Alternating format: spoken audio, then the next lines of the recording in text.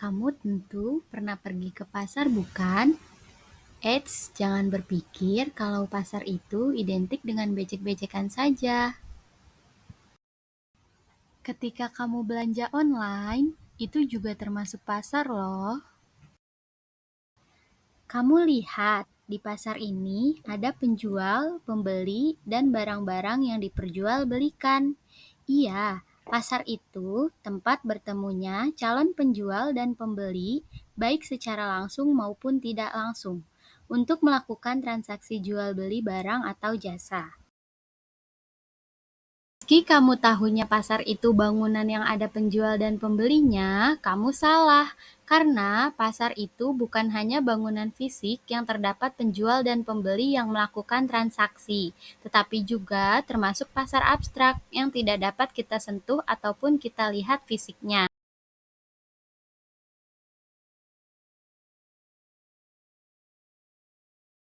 Pada setiap pasar barang, terdapat berbagai bentuk persaingan, baik persaingan yang sangat ketat, persaingan longgar, persaingan yang sangat lemah, maupun pasar tanpa persaingan. Persaingan ini dapat berupa persaingan antar pembeli maupun persaingan antar penjual. Persaingan antar penjual itu mengakibatkan terdapat berbagai jenis pasar. Apakah kamu sudah tahu? Kalau belum, aku akan mengajakmu melihat berbagai jenis pasar barang.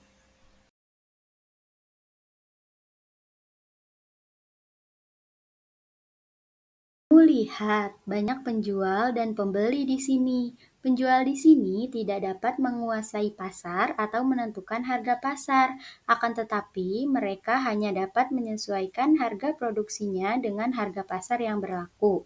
Sebaliknya, jumlah pembelian seorang konsumen sangat kecil apabila dibandingkan dengan jumlah pembelian pasar seluruhnya. Nah, sebagai konsekuensi, harga di pasar ini ditentukan oleh permintaan dan penawaran.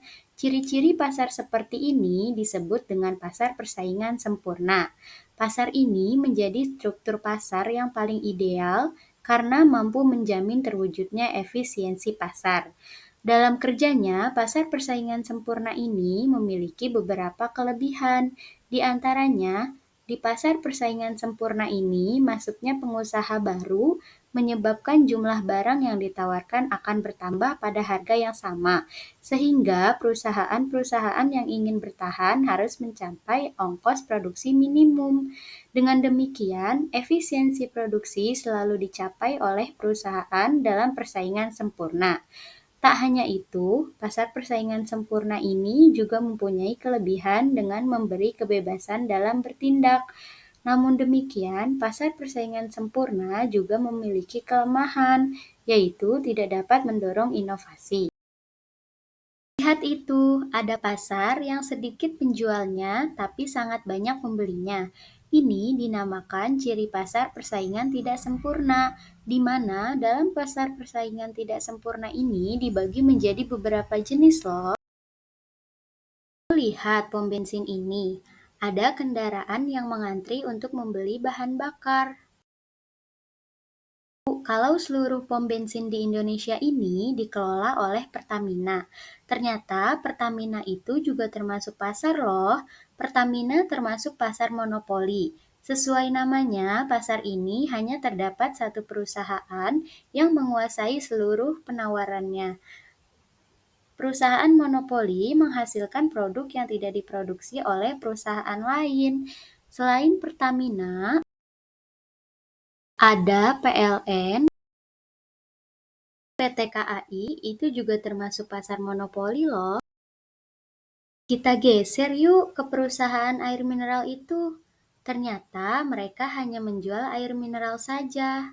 Oh iya, tidak hanya perusahaan ini saja yang menjual air mineral, tapi ada yang lain juga.